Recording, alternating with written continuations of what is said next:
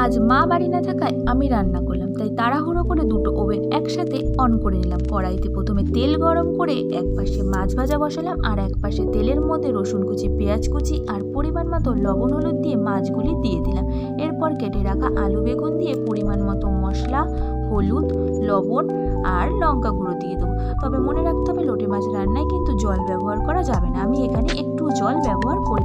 এরপর আমি কড়াইতে তেল দিয়ে জিরে ফোড়ন দিয়ে আলুটা ভেজে নিলাম রুই মাছের জন্য। এদিকে আমার লোটে মাছটা প্রায় হয়ে এসেছে।